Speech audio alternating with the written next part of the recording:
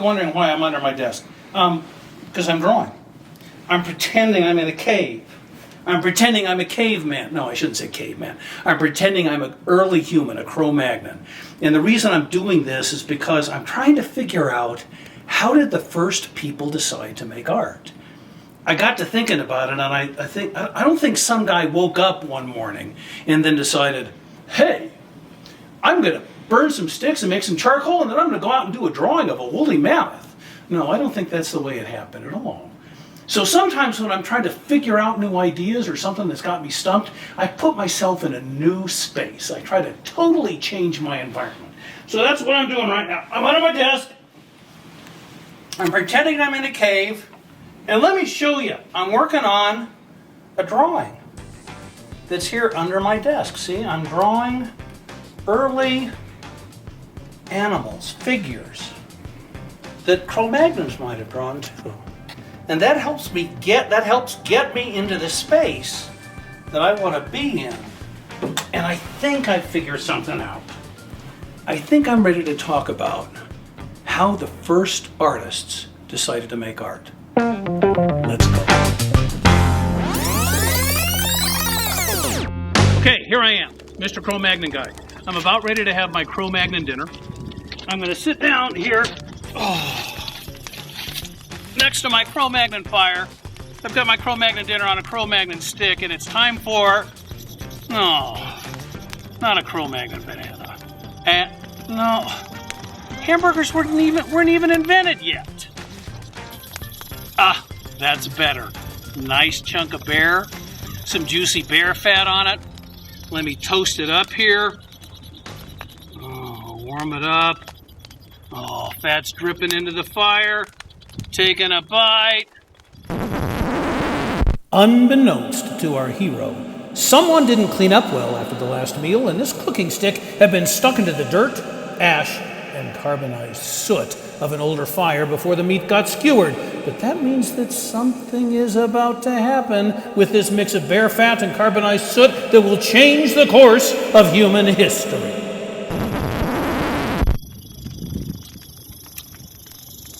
Oh, jeez. Who left this stick in the dirt, the ash, and the carbonized soot? This is awful. Oh.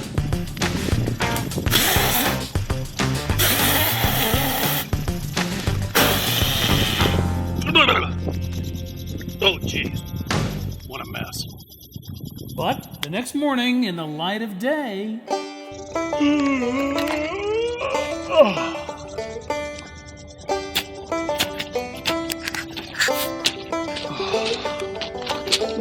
Whoa! Holy auroch! Look at that! Aurochs was a prehistoric bovine, so when Cro-Magnon guy says, "Holy aurochs," that's our earliest known exclamation of, "Holy cow!" Holy auroch! Look at that! An image of my hand in reverse, perfectly preserved in bear fat.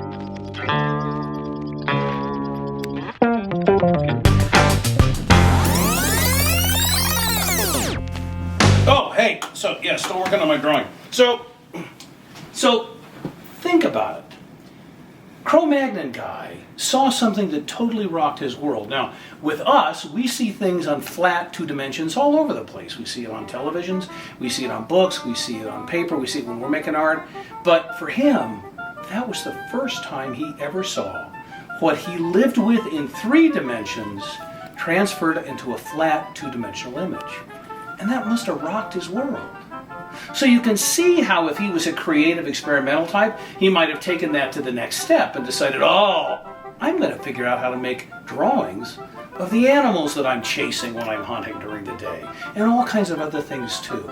There was magic, and there must have been this incredible sense of power that came out of that.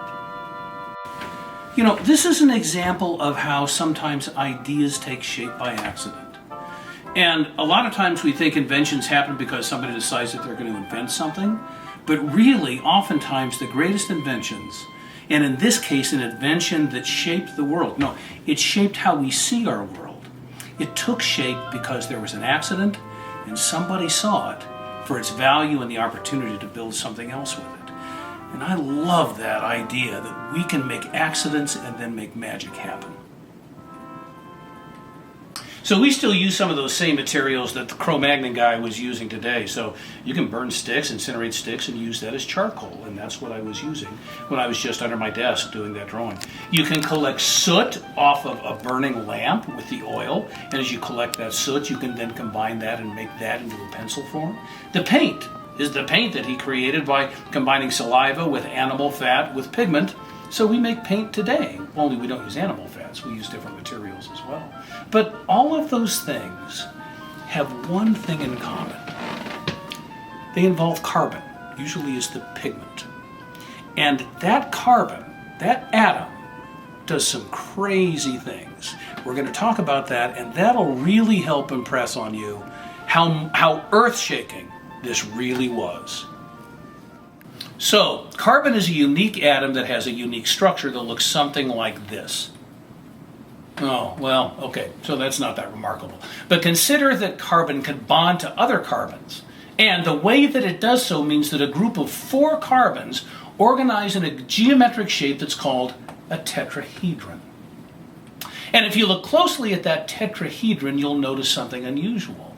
It's extraordinarily symmetrical. Look at it from any angle and it looks the same. In fact, here's where some cool math comes in. If you measure the angle from each bonding site to the next, you get 109.5 degrees every time, from every position to every other position.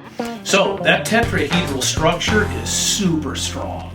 No matter how you strike it, no matter how you pound on it, its strength is reinforced by the tetrahedral structure. So that's just the start. So if you put those together, and if you arrange those tetrahedrals into a layer, then you get graphite. And graphite is what's in our pencils. So when you're drawing or when you're writing, those layers just slip right off of each other. Those tetrahedrals do. Now, next up, if you combine all of those, you generate enough pressure to form those tetrahedrals into a crystal, then you get, drum roll please, diamonds. And if you extrude that tetrahedral carbon structure actually into a thread, and then you knit it together just like knitting right here, then you get carbon fiber. And carbon fiber is incredibly lightweight. It is 10 times stronger than steel. And if you look at it, you see this repeating structure, this repeating pattern, which is in fact a result of the repetition over and over of that tetrahedral structure.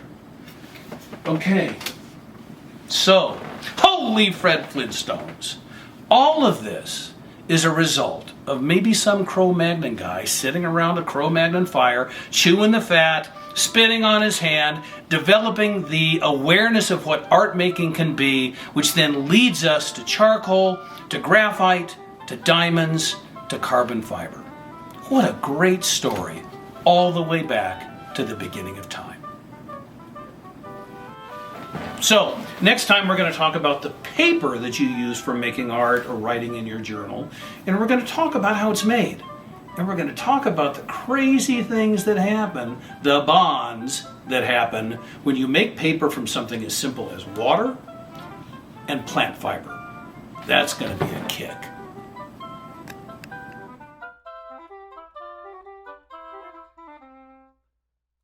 Okay, this will probably cause some debate, but I gotta say, the best television theme song of all time? Flintstones, meet the Flintstones. They're a modern Stone Age family. Ba-da-la-da-la, ba-da-la-da-la.